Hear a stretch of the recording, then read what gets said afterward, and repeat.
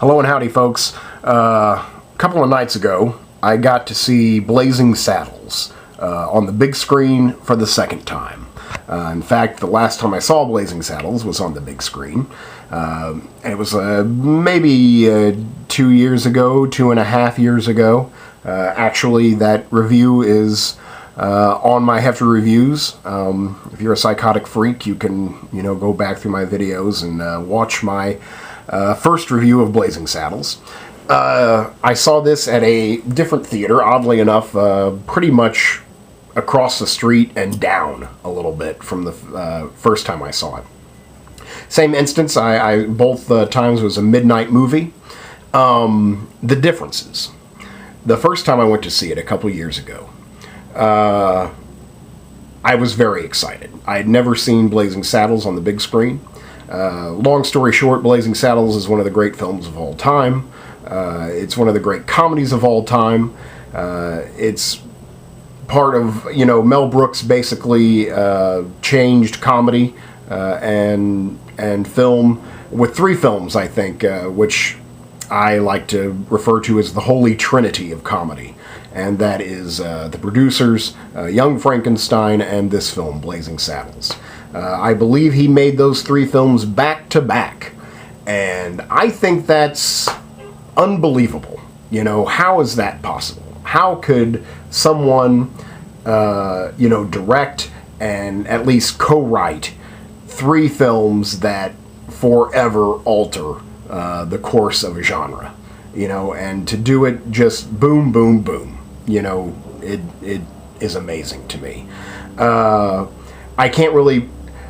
I guess Blazing Saddles is my favorite of the 3, and it's definitely the one I probably laugh at the most. It's a tough call, though.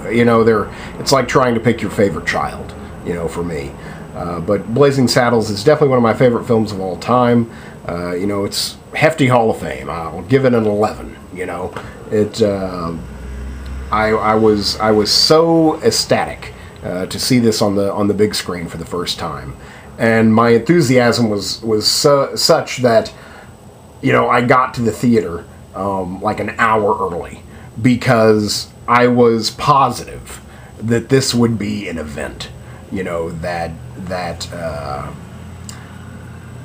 Whatever. I would have to stand in line for an hour and step over people and fight to get a good seat.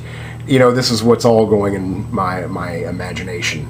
And when I get there to the movie, there's 12 people. 12 people are there to watch Blazing Saddles on the big screen. And I was, in a way, just kind of heartbroken and just wondered what is wrong with people. That they are not, beating down the doors to see this on the big screen. Another difference was that on that initial viewing, 2 years ago, it was 35 millimeters. And it was, an authentic 35 millimeter print from its release. There had been some wear and tear. The image quality, at times was very poor. Same to do with sound, but yet there was still that warmth there. There was that you are watching a film. The other night, I saw it. The experience couldn't have been more different. I saw it at the New Art in Los Angeles. Again, a midnight showing. This time, nearly sold out. Nearly sold out. One, I think that theater has particularly, better advertising. Something's going on there with advertising. But nearly sold out, and it was a pristine digital print. Again, like almost annoyingly pristine, like crisp, sharp. Again, a perfect image. And so here you have that double-edged sword. It's a beautiful picture. Everything is gorgeous to look at. There isn't just any type of blurriness whatsoever. But yet, where is that warmth? There's just an artificiality that permeates through digital film. And it really, at Halloween, I saw The Creature from the Black Lagoon, and it was a brand new digital print. And it, just something about it, I appreciated it, that it was so gorgeous to look at it, but something about it was just unsettling. It didn't feel right. I guess I've just got to learn to get over that, because I guess there's no going back. So this was a digital print. Like I also saw Blue Velvet on the big screen this week, and like I mentioned in that review, the best thing about seeing a movie that you love on the big screen is not only are the visuals bigger and brighter than you've ever seen them in your life, but the sound.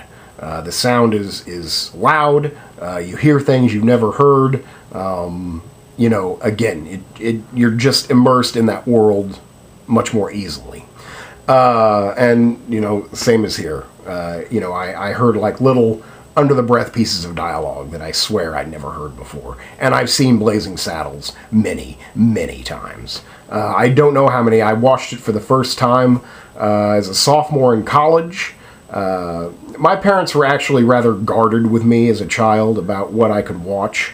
I basically could not watch R-rated movies. And Blazing Saddles is definitely, earns its R rating. Whereas I could watch Young Frankenstein as a kid, and I did. I could not watch Blazing Saddles. So I finally watched Blazing Saddles when I was a sophomore in college.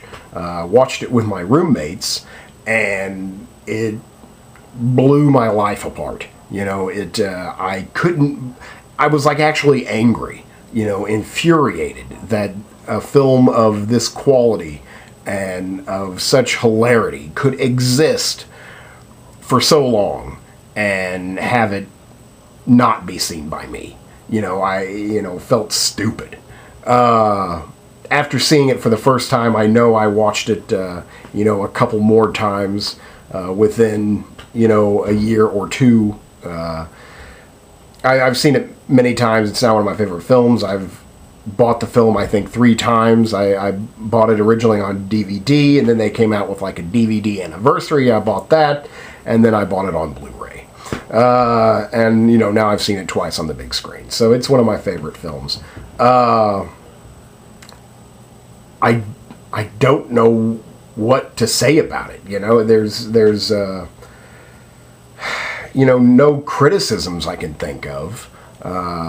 It would certainly be a moot point, because I don't know why you would want to find something that detracts from something that you love passionately. I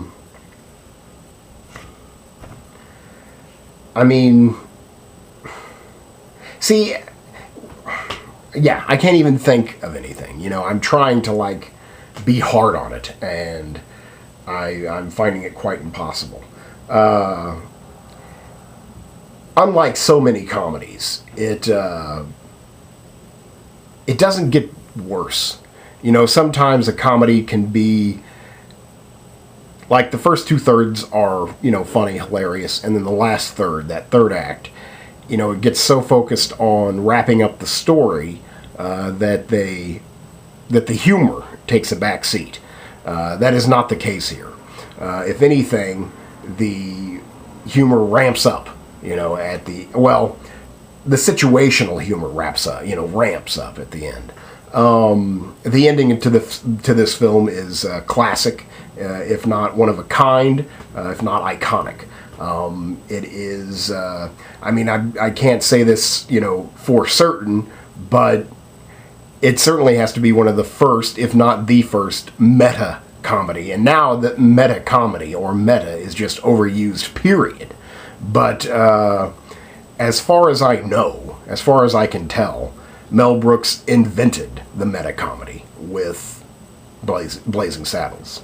And the ending is meta, is pure meta. I love this film. It looked gorgeous on the big screen. Okay, I can at least tell you who's in it. So it stars Cleavon Little, Gene Wilder. See, that's another thing. It's just like, you can't believe it's getting so good. Like, these characters come in, and it's like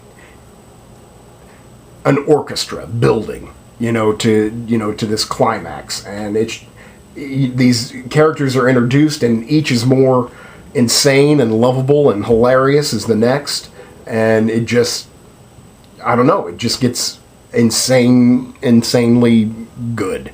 I just can't. It just is amazing to me. So Gene Wilder, Madeline Kahn. Why did I forget his name? Mel Brooks is in it. That's not the name I forgot. Well, Hedley Lamar. I can't remember his name. Hedley Lamar.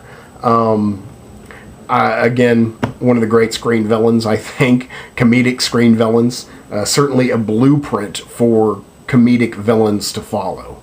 Harvey Korman.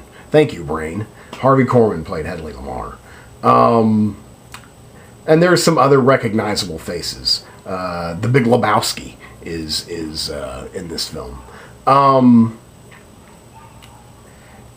It just is filled. It's written, and it's a rare exception. A general rule of thumb with screenplays is that the more people who write it, the worse it will be. If you have a screenplay written by 8 people, well, there's no reason to see that movie. This, though, is written by 6 people, I believe. 2 of them, one of them being Mel Brooks, the other being Richard Pryor. That's kind of amazing. But I believe either 5 or 6 people wrote this movie. So that's a rarity, in my opinion.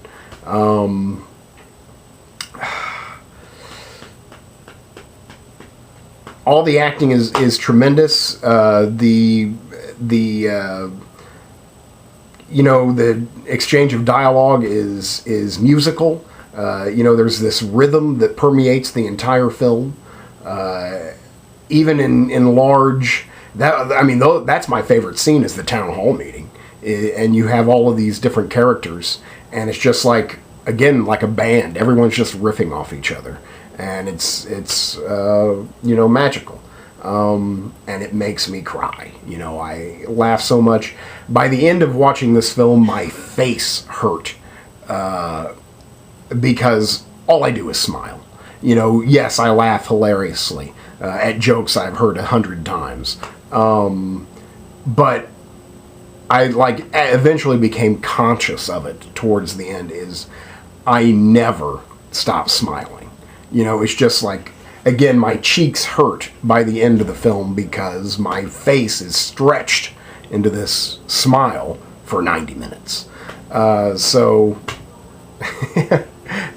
that is Blazing Saddles. That is Blazing Saddles. I don't know what else to say about it. If you've never seen Blazing Saddles, then you've got problems, man. I mean, you've got problems. So see that movie, see it. And if you can, if it ever goes to the big screen, I'm going to tell you, just no matter what the movie is, to see it on the big screen. So there you go. I don't know what else to say about it. That's Blazing Saddles. It's a Hall of Fame pick for me.